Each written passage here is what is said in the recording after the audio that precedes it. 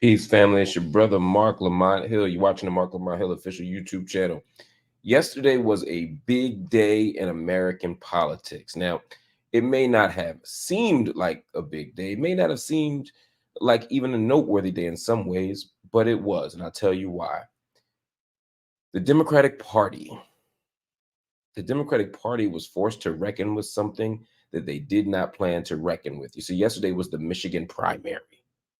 The Michigan primary, in most instances at this point in an election cycle, is one of two things. It's either the moment in the election where you start to know who the Democratic nominee is going to be if it's contested, Hillary Clinton versus Bernie Sanders, Hillary Clinton versus Barack Obama, John Kerry versus whoever, right? You start to have this kind of tension. Or there's an incumbent, a president who's just running for reelection. Or there's somebody who's already knocked everybody out the box. And so it's not really a competition anymore. Either way, by the time you get to Michigan, some questions are starting to get answered. This time around, though, something interesting happened. Something different happened. Joe Biden was the only person of note on the ballot.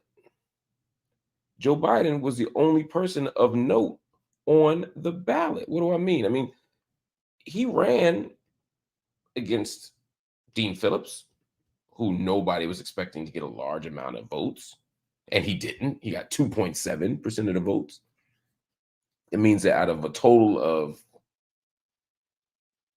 less than 800,000 votes cast, Dean Phillips got 20,000 votes. And then there's Marianne Williamson. Marianne Williamson is somebody who runs for office. She's somebody who people find interesting but don't necessarily want to vote for a variety of reasons. She got about the same as Dean Phillips. She didn't do much better. She did a little better, but not much better. She got 3% of the vote. He got 20,600 votes. She got 22,805 votes. So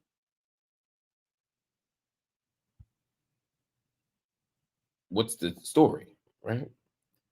Well, Joe Biden won handily. He got 81% of the vote, 623,000 votes. But here's what made this moment special. Here's what made yesterday different. Here is the reckoning that I'm talking about. There was an uncommitted movement in Michigan. People said going into the election, we're not happy with Joe Biden. We're not happy with Joe Biden's performance. We're not happy with his treatment of what's happening in Gaza. We're not happy with his treatment of Arab and Palestinian issues. We're not happy with his Middle East policy, among other things, to be sure. But that was what was driving it. I'll tell you why in a second. And these people said, if Joe Biden is moving like this, then we're going to exercise a specific option that Michigan has, which is to vote for nobody and to be uncommitted. That means you can vote for Biden, you can vote for Williamson, you can vote for Phillips, or you can check the uncommitted box. If you check the uncommitted box, you're saying, I'm not voting for anybody at another party. You're just saying, I'm not committed to anybody yet. I don't know who I want. And so the movement was to get at least 10,000 people,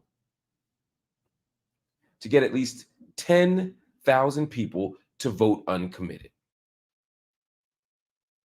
Now you say, why 10,000? 10,000 is not an arbitrary number. You see, back in 2016, Donald Trump became president. Y'all know that. Donald Trump beat Hillary Clinton. Y'all know that. Donald Trump beat Hillary Clinton in Michigan. You probably know that. But did you know that he won by only 10,000 votes? That's right. He only won by about 10,000 votes. So the idea here is that if 10,000 people can be uncommitted, it serves as a kind of symbolic, but also practical reminder to the Biden campaign, to the Biden administration, to the Biden team that, hey, there's a bunch of us who could be the margin between you winning and losing. Hillary lost to Donald Trump not appealing to all the right voters. You too can lose to Donald Trump, not appealing to all the right voters. Hmm.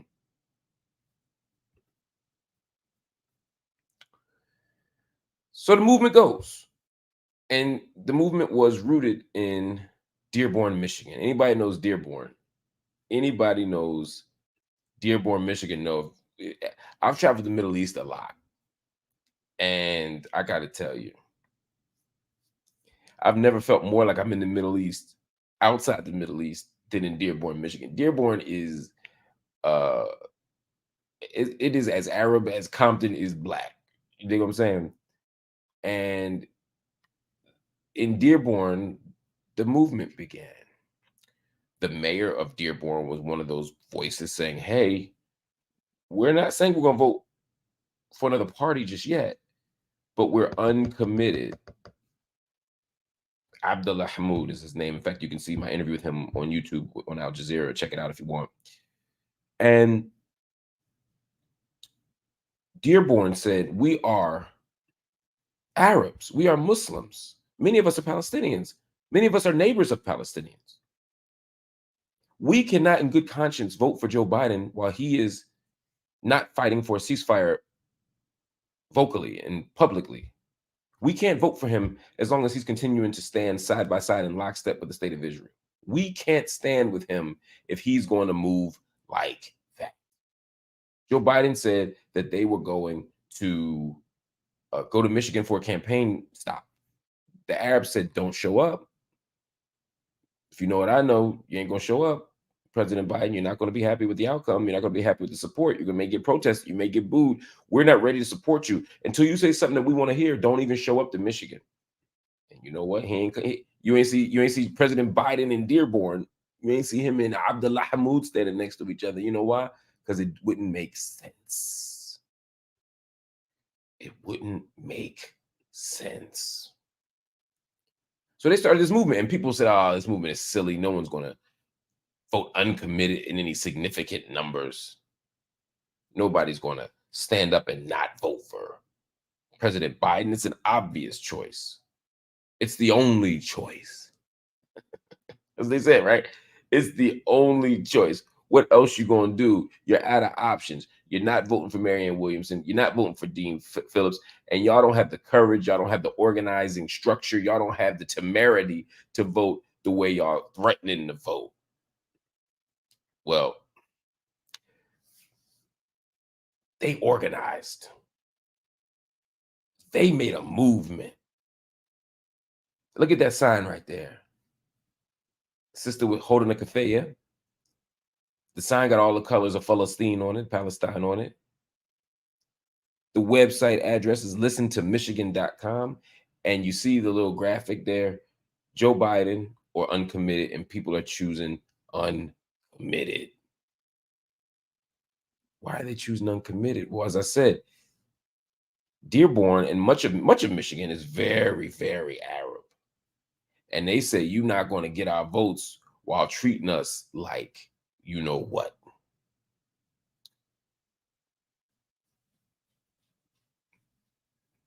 We gave you our votes in 2020, they said.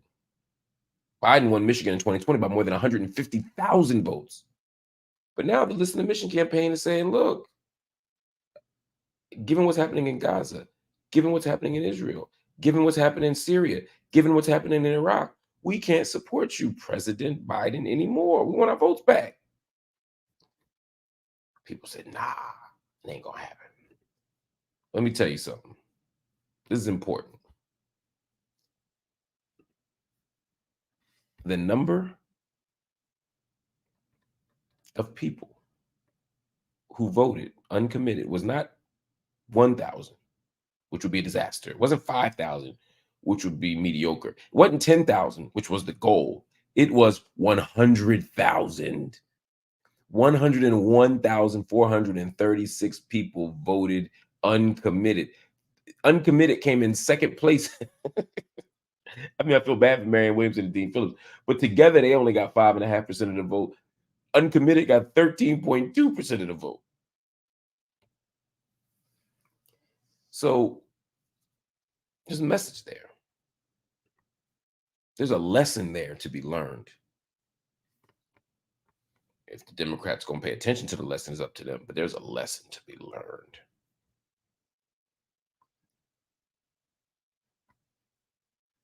There's a lesson to be learned here. The first lesson is Joe Biden, you may be the first president in modern history to lose an election by standing too close to Israel.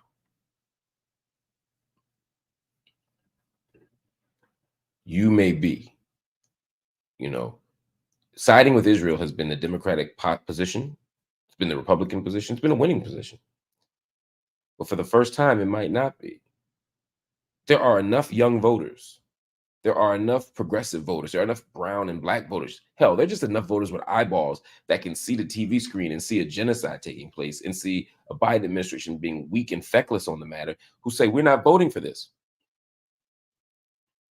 We ain't voting for this, President Biden. And if that happens,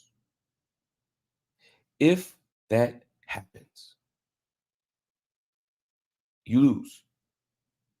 So President Biden, the lesson here is you're going to have to actually take a reasonable, principled position. I'm not even saying you got to go as far as I would want you to go. I'm not saying you got to go as far as other people want you to go. But although you should. But what I'm saying is you can't win saying there's no daylight between us and Israel and we're going to do whatever Netanyahu says and let's ask for more money. And Biden doesn't seem to be listening to that lesson, because just yesterday or 2 days ago, he's calling for money to help Israel defend itself. They're prosecuting a genocide. He's asking for Israel to offer more money to defend itself. And at the same time that he's doing that, he's saying that UNRWA cannot be, should not be, must not be, according to the bill he's proposing, funded again. Ever again. He's going to make it illegal.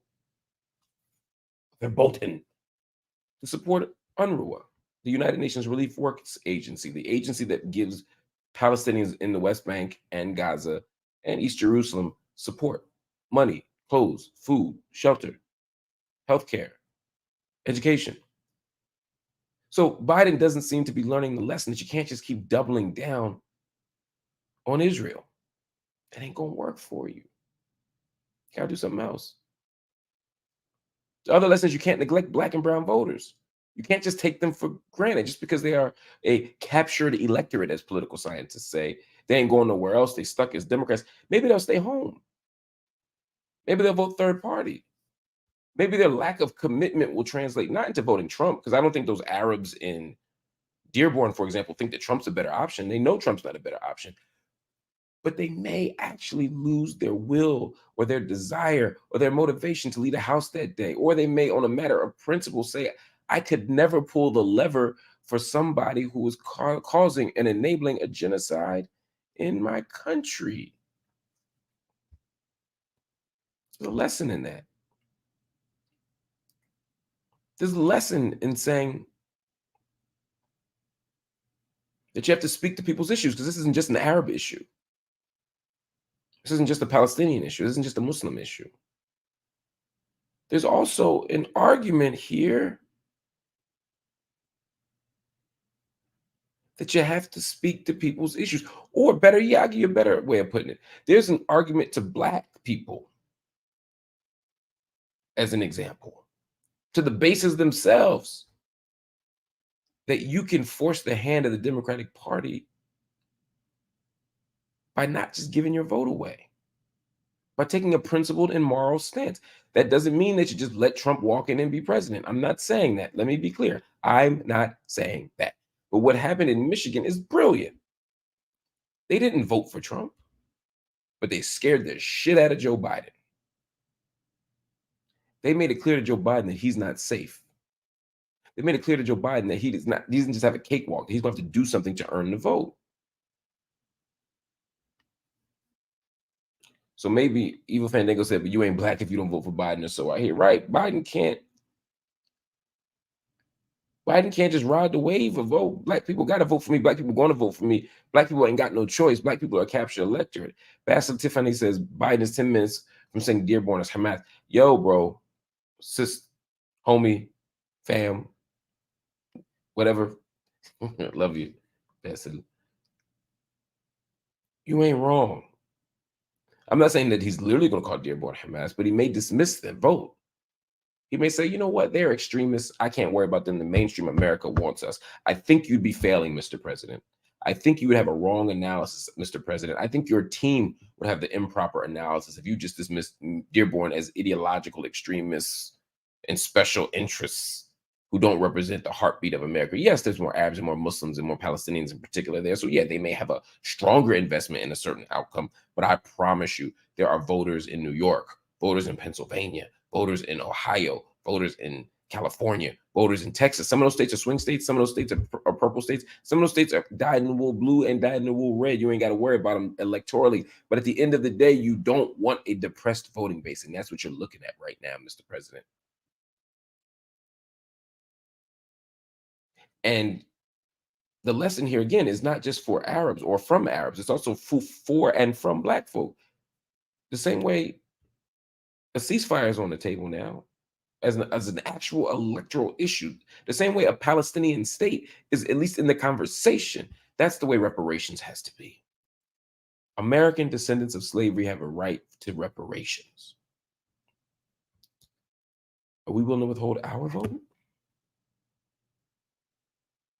We have a duty, we have a right rather to great schools.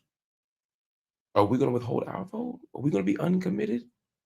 The lesson here is remain uncommitted until Biden and other Democrats commit to you, just like every other party. Because if you continue to just give your vote away, they're going to continue to take you for granted. Michigan taught us a lesson, taught the world a lesson, taught Biden a lesson, taught Democrats a lesson. DeLulu says it perfectly. I'm sick of politicians thinking we, the constituents, work for them. No, you work for us. We don't owe you votes. We don't owe you votes. And that's that on that, y'all. Family, I love y'all. Appreciate y'all. Hit the like button if you appreciate the content I'm giving you. Hit the subscribe button if you want to be a part of the channel. Hit the join button if you're so inclined, and become a monthly subscriber to the Mark Lamont Hill official YouTube channel. I'll see y'all later. Peace.